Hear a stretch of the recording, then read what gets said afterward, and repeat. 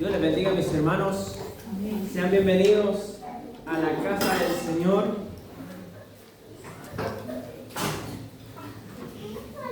En su presencia, donde encontramos reposo, donde encontramos descanso. Y también que nos encontramos descanso en la casa del Señor. Y tenemos la oportunidad, el privilegio de que Él nos habla. Nos habla directamente en nuestro corazón, a través de su palabra, a través de su Espíritu Santo. Así que yo les voy a pedir que tomen su Biblia y que la dirijan al libro de Daniel. Los jóvenes se van a sentir familiarizados con este pasaje porque lo estamos viendo con ellos. Y hemos visto varias lecciones acerca de las dificultades que pasamos como cristianos, ya sean consecuencias o ya sean pruebas, y que debemos tener una fe inquebrantable para poder abordar esas decisiones difíciles con valentía, hermanos amados. Cuando tengan el pasaje, Daniel capítulo 1, versículo 1 en adelante, me pueden decir un fuerte amén. Amén. ¿Amén? ¿Lo tenemos? Amén. Ok. Todavía no. Chino por ahí. Daniel, Antiguo Testamento, capítulo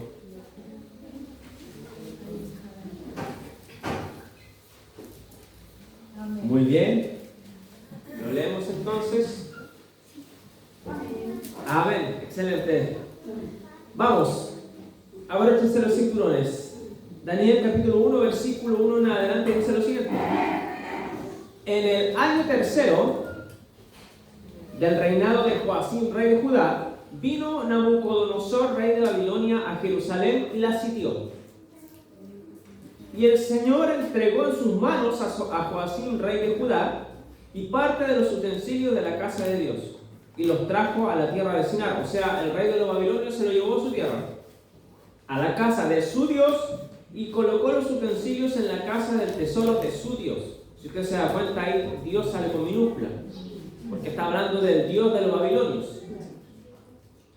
Y dijo el rey a Aspenaz, jefe de sus eunucos, que trajere de los hijos de Israel, del linaje real de los príncipes, o sea, lo mejor de lo mejor, muchachos en quienes no hubiese tacha alguna, de buen parecer, enseñados en toda sabiduría, sabios en ciencia y de buen entendimiento, e idóneos para estar en el palacio del rey, que les enseñase las letras y la lengua de los caldeos. Versículo 5. Y les señaló el rey ración para cada día, de la provisión de la comida del rey y del vino que él bebía, y que los criase 3 años, para que a fin de ellos se presentasen delante del rey. Entre estos estaban Daniel, Ananías, Misael y Azarías, de los hijos de Judá. A estos el jefe de los eunucos puso nombres. Puso a Daniel Belsasar, a Ananías Sadrach, a Misael Mesac y a Azarías Abednego. Y Daniel propuso en su corazón no contaminarse con la porción de la comida del rey, ni con el vino que él bebía. Pidió, por tanto, al jefe de los eunucos que no se le obligase a contaminarse. Amén. Cerremos nuestros ojitos y oremos juntos. Padre, te damos gracias porque tú nos has traído a este lugar para que escuchemos tu palabra. Señor, te damos gracias porque tú eres un Dios bueno, un Dios que se preocupa por nosotros, un Dios que siempre está a nuestro lado para ayudarnos en las dificultades. Señor, te pedimos que en esta tarde obres en nuestro corazón para que tengamos el deseo de obedecerte, para que se produzca en nuestro ser el deseo de honrarte con todo lo que tenemos. Señor, abre nuestros oídos, ojos espirituales para poder escuchar lo que tú quieres que escuchemos. Silencia todas las voces y silencia todo obstáculo que se pueda levantar en esta hora para mis hermanos y también para mi vida. Que tu Espíritu Santo guíe esto de principio a fin y que podamos ser edificados y transformados por tu palabra. Te lo pedimos en el nombre de Jesús. Amén. Amén. ¿Cuántos han pasado momentos difíciles? Amén. Todos, ¿no es cierto? No solamente hemos pasado, sino que seguimos pasando momentos difíciles. Emocionalmente, con enfermedades, con problemas familiares. Muchas veces batallamos contra la escasez, ¿no es cierto? Sobre todo en nuestros tiempos que las cosas están tan caras. Y yo sé que como cristianos hemos sufrido situaciones que nos han hecho hasta botar lágrimas, ¿sí o no? Situaciones en que decimos, Señor, se te pasó la mano conmigo a veces. Y yo creo que todos acá hemos vivido esos momentos y que si hubiésemos elegido vivir o no vivir esos momentos, no lo hubiésemos pasado. ¿O no? Si el Señor nos hubiese puesto ahí una pantallita, Michael, ¿quieres vivir estos momentos difíciles o estos momentos de alegría? Lo de alegría, Señor, obvio, ¿o no? Yo creo que todos habremos elegido momentos de alegría, momentos de prosperidad, momentos en que lo pasamos bien con la familia, vacaciones, ¿o no? Pero ¿saben, hermanos míos? Los tiempos difíciles en la vida del cristiano es la herramienta que Dios tiene para hacernos crecer. Los momentos difíciles en la vida del cristiano es la herramienta que Dios tiene para poder edificar nuestra vida. Los momentos difíciles en nuestra vida, hermanos, es la única herramienta que Dios tiene para poder hacernos crecer de manera sólida y firme en la fe. ¿Amén o no? Pero antes de vivir tiempos difíciles, no es igual a vivir consecuencias. Eso lo tenemos claro. ¿Se acuerdan de las tormentas correctivas que nos hacían el pastor en los discipulados los días jueves, no? ¿Se acuerdan de las tormentas correctivas o no? ¿O no se acuerdan? Sí. Vivir momentos difíciles nos da una gran oportunidad de poder ver la mano de Dios obrando poderosamente. Nos da la oportunidad de ver milagros a favor de nuestras vidas. Pero lo primero que quiero aquí enfatizar es que las dificultades no siempre son pruebas, sino son consecuencia de nuestra desobediencia. Si vamos al versículo 1, dice: en el año tercero del reinado de Joacim, rey de Judá, vino Nabucodonosor, rey de Babilonia, a Jerusalén y la sitió. El rey Joacim era de Judá, ¿no es cierto? Judá era parte de Israel. En ese tiempo estaban divididos. Pero ustedes dicen, tal vez se pueden preguntar, ¿cómo Dios entregó en manos de un rey pagano como Nabucodonosor a Judá? Era su pueblo elegido, ¿no es cierto? ¿Dios entregaría a uno de sus hijos en las manos de los malos, por ejemplo? Yo creo que no. Pero aquí dice que en el año tercero del reinado de Joacim, Nabucodonosor sitió Jerusalén y Dios lo entregó en sus manos.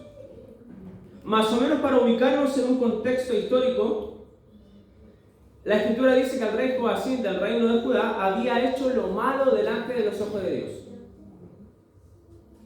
Por eso Dios había permitido que Nabucodonosor, rey de Babilonia, la sitiara, los derrotara y los llevara cautivos. Incluso si uno lee Reyes y Crónicas, dice que Joacim fue llevado encadenado a Babilonia. Y lo primero, como dije antes, que quiero recalcar aquí es que muchas de las dificultades que nos toca vivir son puramente consecuencia de nuestro pecado y de nuestra desobediencia. ¿Cuántos dicen amén? Amén. ¿Se ha fijado que algunas veces hay personas que dicen, Dios me está probando? Pero, oye, amigo, ¿Usted eligió algo que no era conforme a la voluntad del Señor?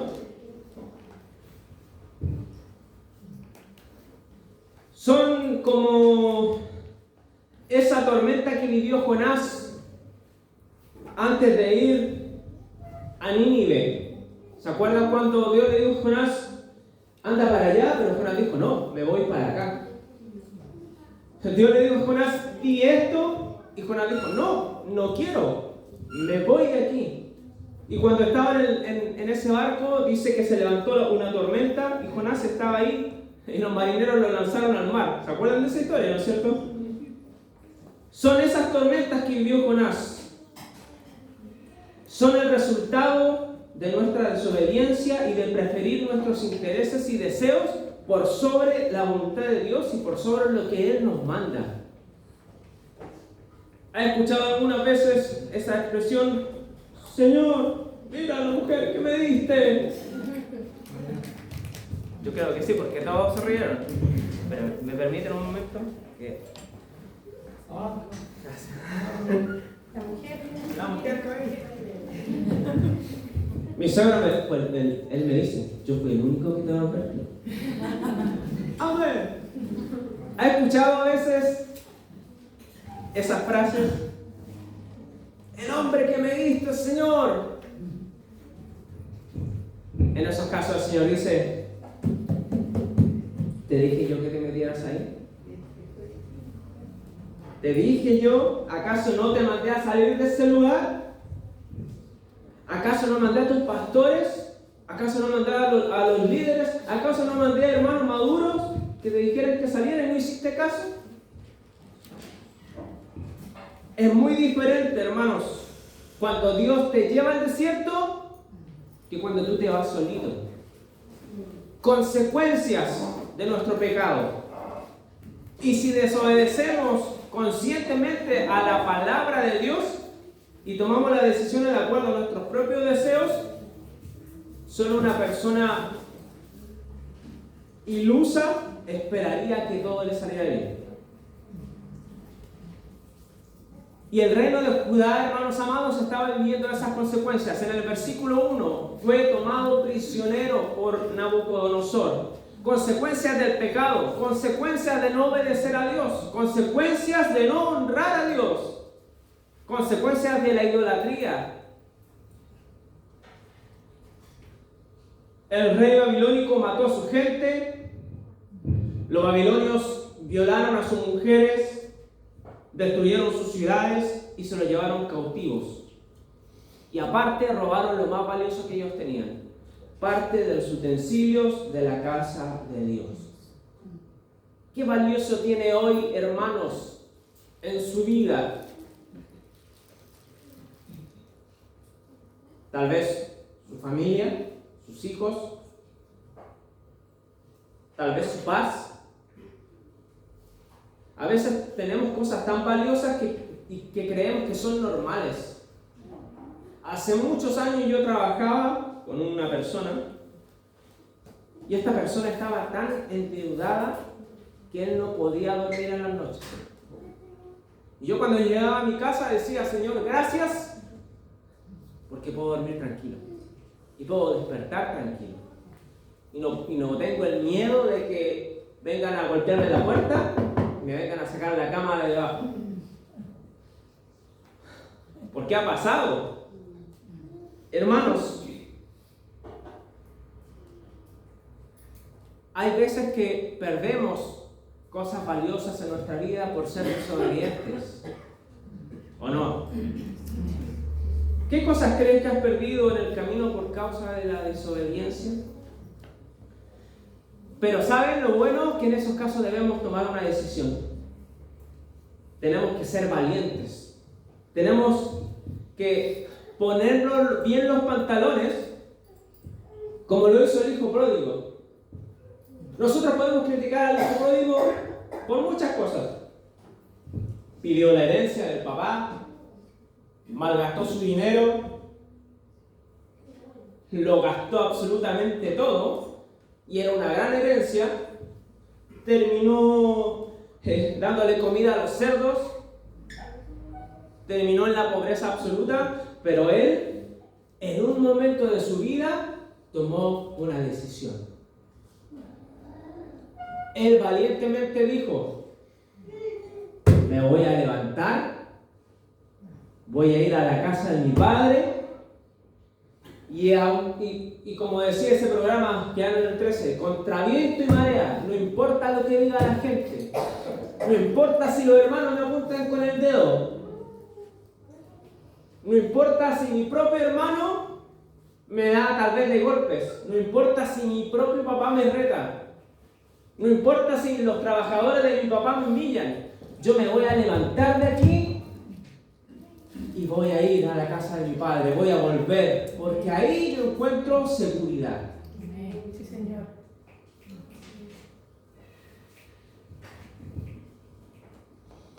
El hijo pródigo propuso en su corazón no seguir en el barro, alimentando a los cerdos y comiendo desperdicios, sino que él se levantó decidido y volvió a la casa del Padre. Hermanos, si hoy día tal vez nos encontramos en alguna situación similar, elige valientemente volver a la casa del Padre. Y tal vez te puede decir: pero hermano Michael, si yo vengo aquí a la iglesia. Pero recuerde que el hijo pródigo ya estaba lejos de su padre, aún estando en su casa.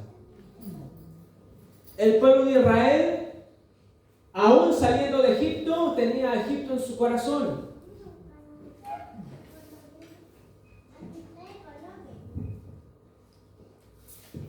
Si nos encontramos en esa situación, hermanos, debemos volver a hacer las cosas bien. Debemos enmendar nuestro camino. Debemos dejar de pecar.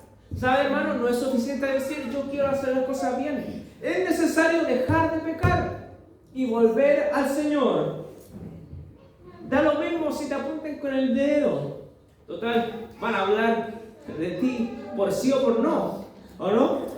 Porque comas o porque no comas. Lo importante es estar a cuentas con el Señor. Él dice en Isaías: ven luego, dice luego, no demórate. Ven luego, dice el Señor, y estemos a cuenta. Si tus pecados fueren como la grana, vendrán a ser cuán blanca lana. Si tus pecados fuesen como el carmesí, ahí venía vendrán a ser como blanca lana. Pero serán emblanquecidos. Pero el Señor quiere ponerse a cuenta. Y lo mejor, hermanos, es estar en paz con el Señor. Ahora Judá había sido derrotado, ¿no es cierto? El pueblo había sido llevado cautivo a Babilonia. Nabucodonosor seleccionó de la nobleza de Judá a los mejores jóvenes, los más inteligentes, la palabra dice que sin ningún defecto, los bien parecidos, para que le sirvieran, para que aprendieran el idioma, para que aprendieran la cultura de los babilonios. Se les cambió el nombre, ¿no es cierto? Y se les ordenó comer de la comida del rey y beber su vino.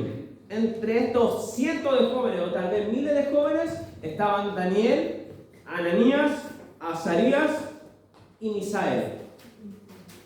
Pero la situación de estos jóvenes, hermanos, no era una buena situación. Porque si de hecho a ellos se les estaba ofreciendo, entre comillas, algo bueno, porque ¿a qué no les gustaría alimentarse de los mejores manjares? A todos. A mí me encanta el asado. Por si yo comienzo asado todos los días, genial. Asado. ¿O no? Tallarines con salsa a la boloñesa. Arrocito con un trocito de carne mechada, así, con juguito.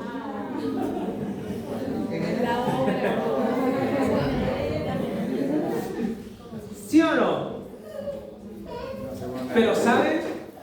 Estos jóvenes estaban en una situación terrible. Primero, porque habían sido hechos prisioneros. ¿O no? Ellos eran prisioneros. Segundo, los habían llevado a una tierra extranjera, desconocida.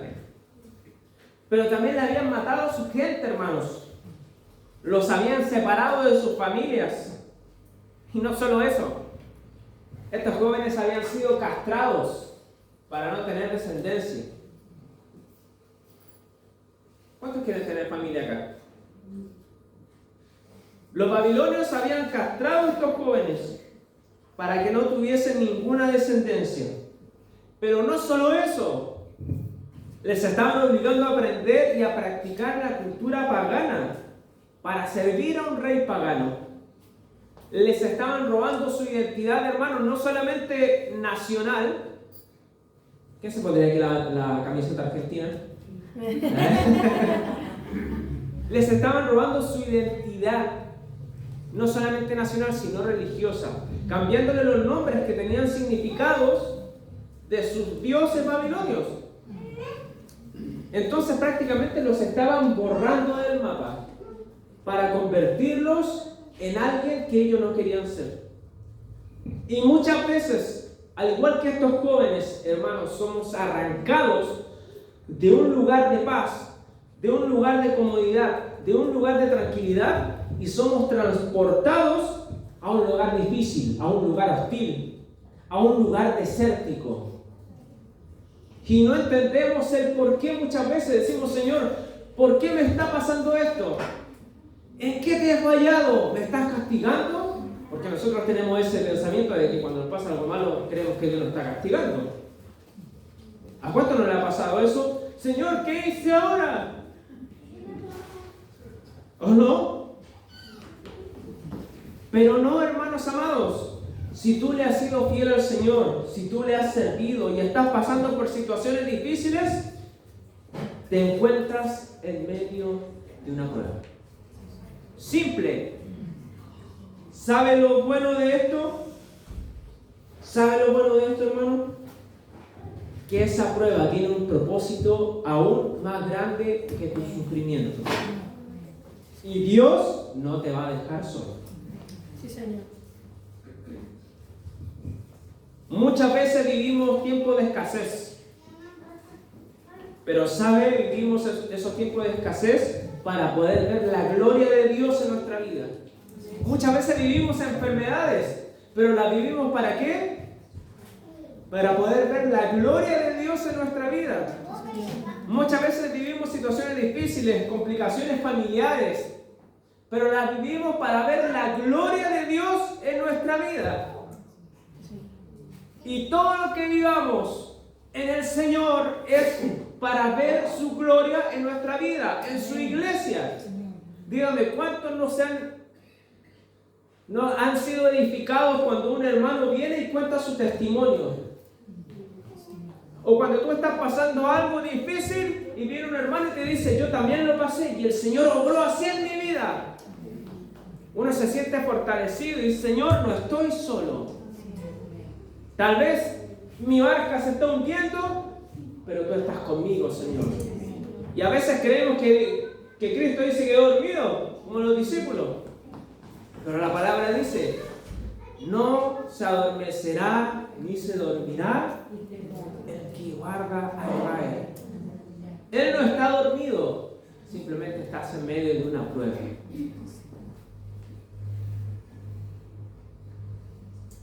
Y sabe, hermanos, José lo sabía muy bien. ¿Se acuerdan de José?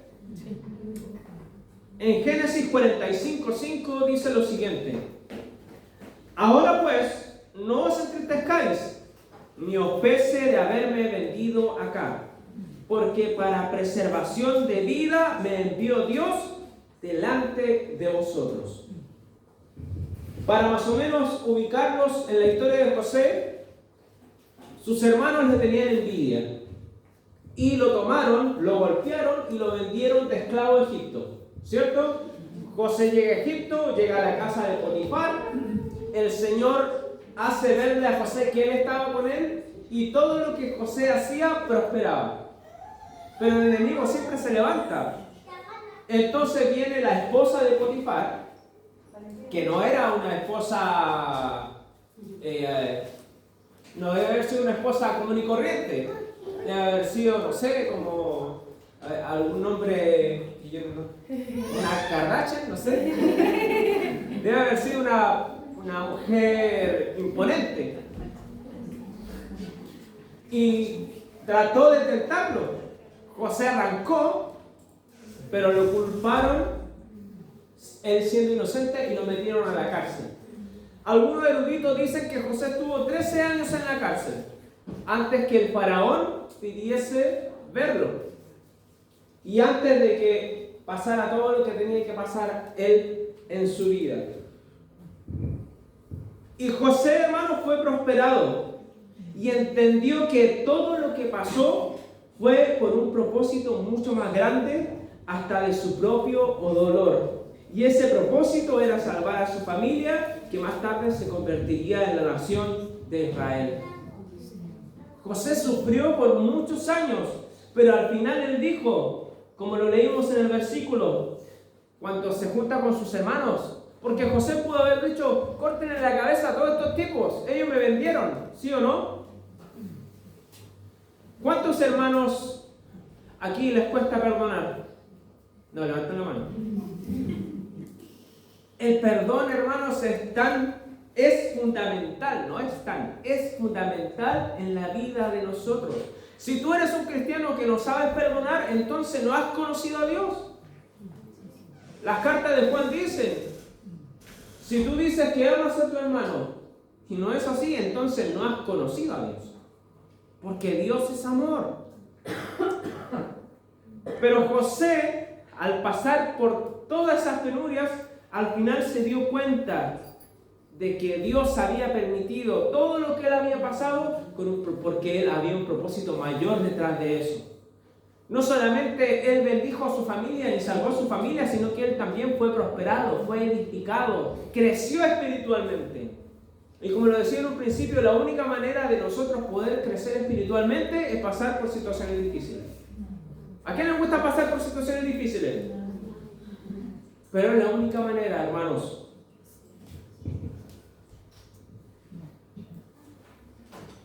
Yo sé que las madres, las mamás, las mamitas, es un gozo para ellas que estén embarazadas, ¿no es cierto?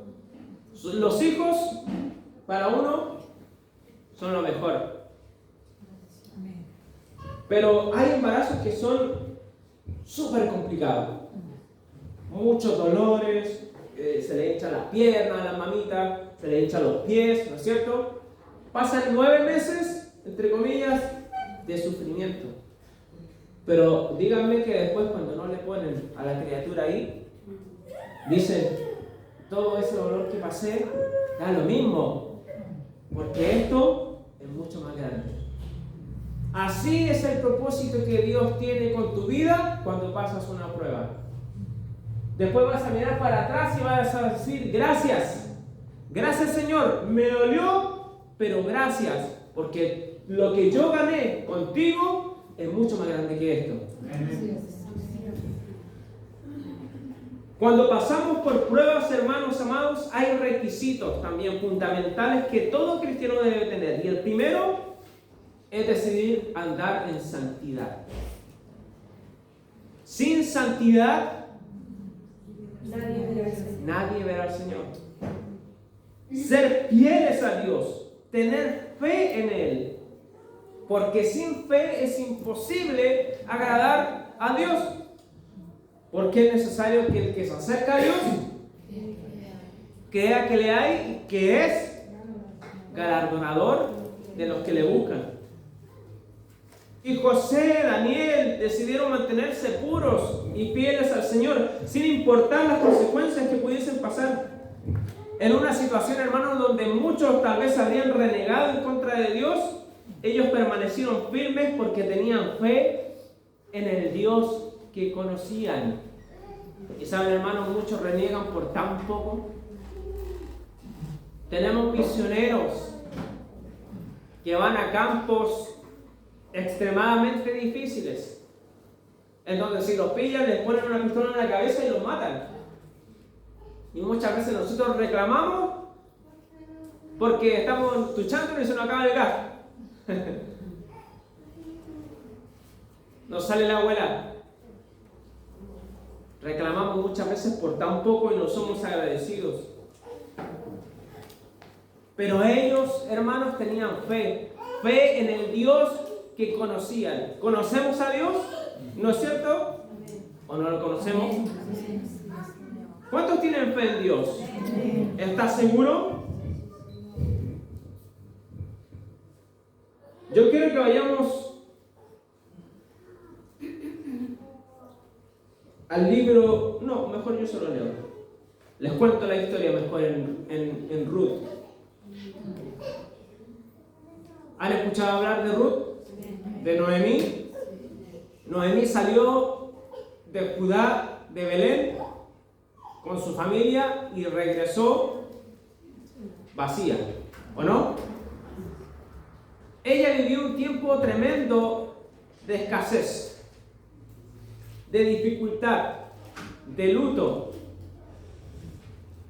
Ella decía: voy a volver a mi tierra y lo más probable es que muera. Y saben, hermanos, muchas veces nosotros en tiempos de escasez se nos olvida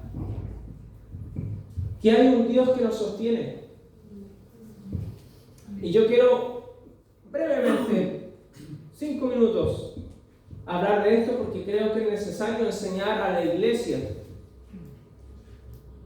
Porque en tiempos de escasez, hermanos, y no hablo de la iglesia en general para que no me hagan los ojos, en tiempos de escasez muchos hermanos dejan de vivir mal.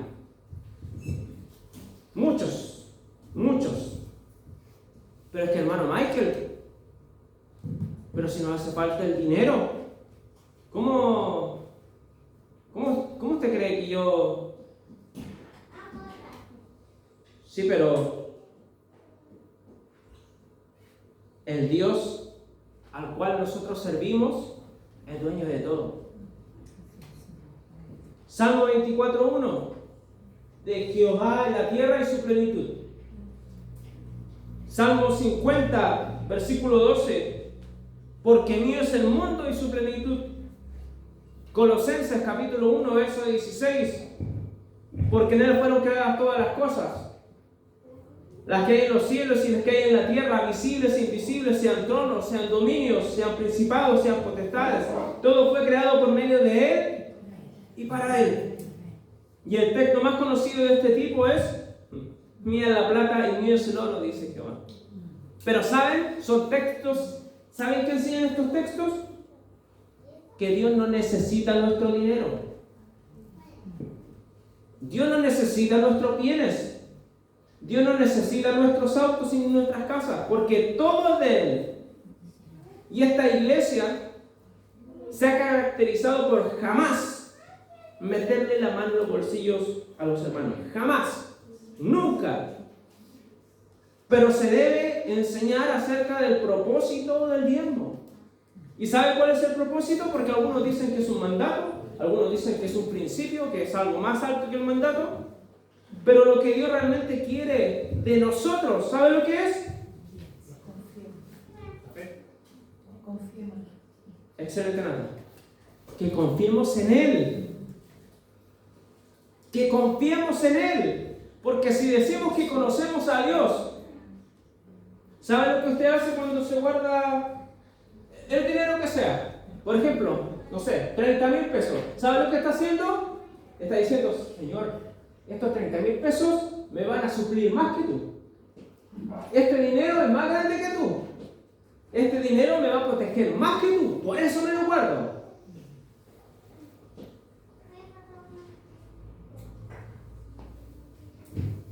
Dios quiere que confiemos en Él.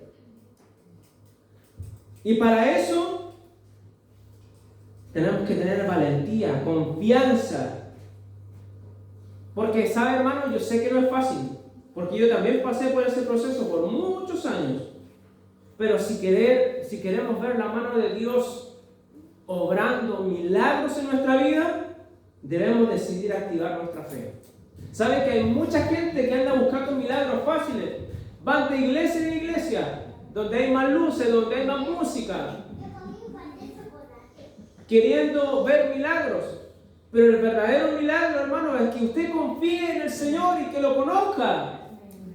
Porque a medida que usted conoce al Señor, va viendo cómo Él obra poderosamente en el corazón, cómo obra en lo económico, cómo obra en su familia, cómo obra en sus familiares que tal vez no lo conocen. Es la única manera. La Escritura dice: por nada estéis afanosos, si no sean conocidas vuestras peticiones delante de Dios, en toda oración y ruego con acción de gracias. En toda oración y ruego con acción de gracias. O sea, Señor, tengo una enfermedad, los médicos me han dado un pronóstico malo, te pido por favor que me sanes, pero te doy gracias. A lo mejor el Señor no lo va a sanar, pero igual te doy gracias, Señor. ¿Se acuerda de Sadrach, Mesach y Abednego cuando iban a ser lanzados al horno de fuego? Le dijeron: oh rey, mire, nosotros no lo vamos a adorar de ninguna manera. Y vea rey, que el Señor me puede salvar, nos puede salvar a los tres. Y si no nos quiere salvar, no importa, porque Él es el único Dios verdadero. Señor, mire, tengo esta necesidad, te lo pido por favor, hazlo, pero te doy gracias, porque a pesar de que estoy pasándolo mal, tú estás conmigo. Porque a pesar de que tengo esta enfermedad, tengo la esperanza de que voy a estar contigo algún día. Sí, Señor. ¿Se entiende, no es cierto?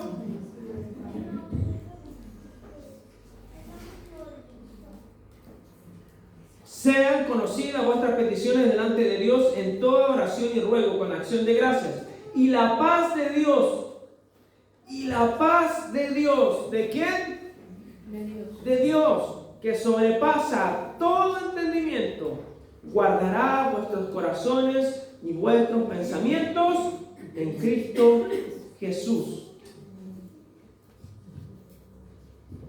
En las enfermedades, hermanos, hay situaciones que se nos escapan de las manos, eso es cierto. Yo sé que los padres me entienden cuando uno siente tanta impotencia de ver a sus hijos sufrir y no poder hacer nada, entre comillas.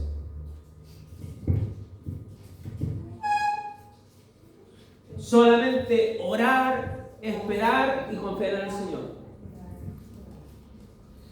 Hay situaciones que se nos escapan de las manos. No podemos accionar mucho. Por eso, hermanos, es fundamental la palabra de Dios en nuestra vida. Grabarnos las promesas de Dios en nuestra vida. Agarrarnos, aferrarnos con todas nuestras fuerzas a las promesas de Dios en nuestra vida. Con los jóvenes veíamos, y cuando tenemos la clase nosotros le dijimos: chiquillos, lo que Dios dice no es porque Dios es pesado, no es porque Dios siempre quiere decir que no. No es porque Él simplemente quiere que no seas feliz. Él te está aconsejando. ¿Por qué? ¿Por qué? Porque los pensamientos de Dios son de mal o son de bien. Son de bien y no de mal. ¿Para qué? Para darnos un futuro y una esperanza. Dios quiere el bien para nuestra vida, hermanos. Dios quiere el bien para nuestra vida. Pero si nosotros no lo sabemos, vamos a tomar cualquier micro.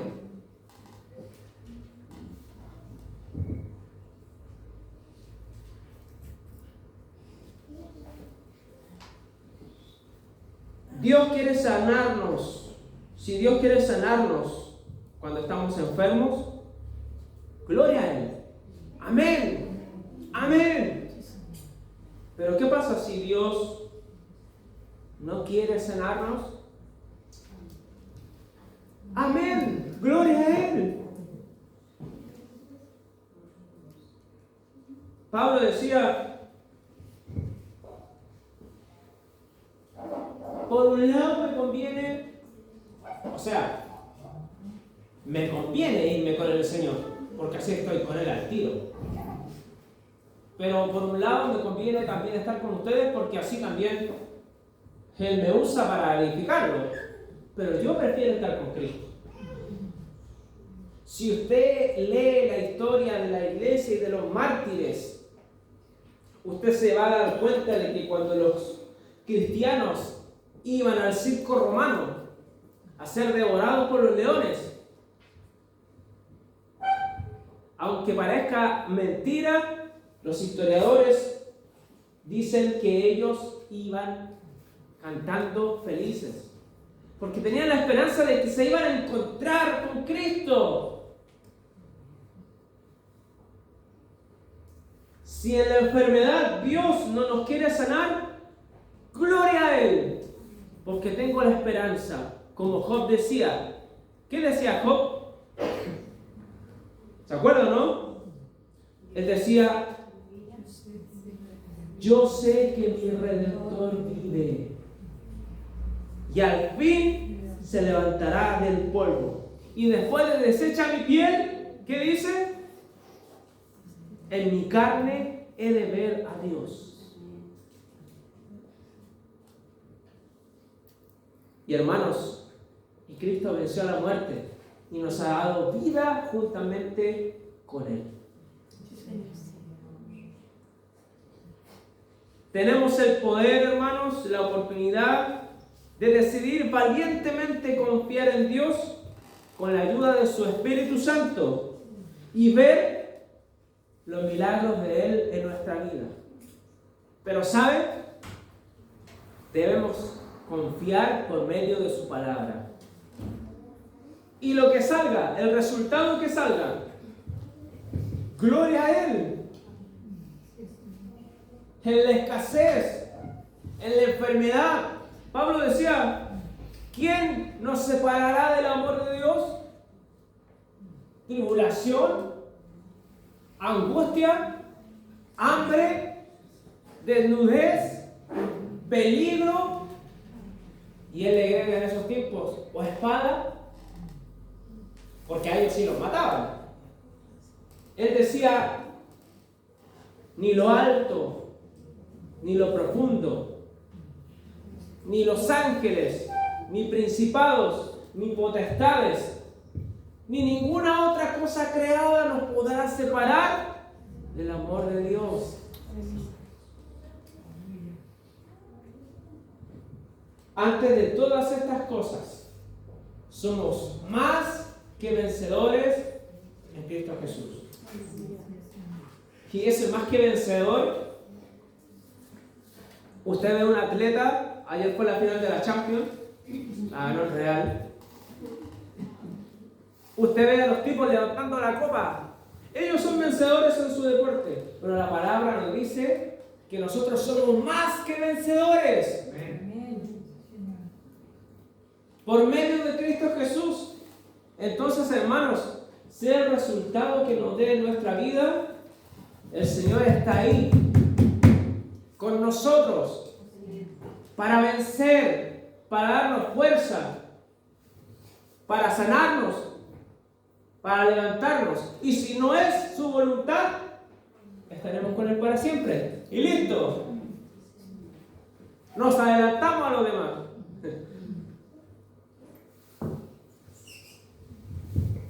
Yo quiero, hermanos, que puedan cerrar sus ojos y piense: ¿qué estoy pasando ahora? Cierra sus ojos un momento.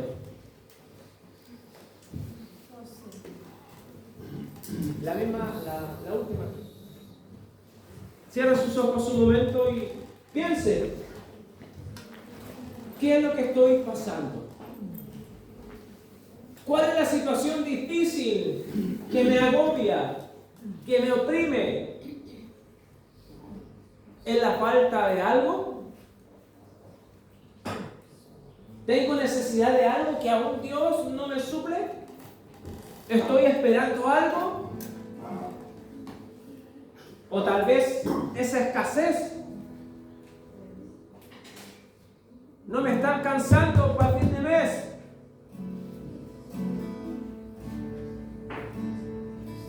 ¿Qué es lo que estás pasando ahora difícil?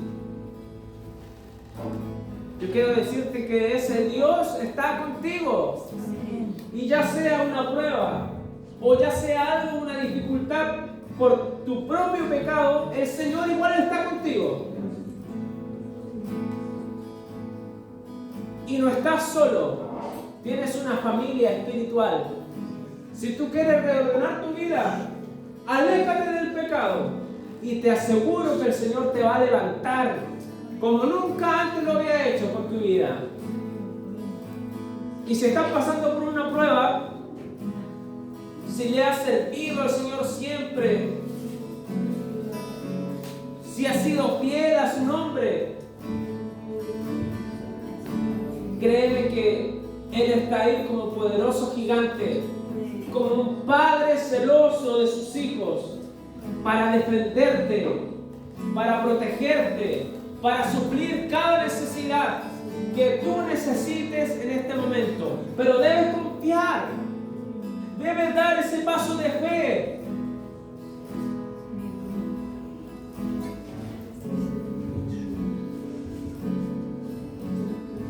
Yo quiero que todos aquellos que necesitan fuerza, que todos aquellos que necesiten ayuda, ahí todos con los ojitos cerrados,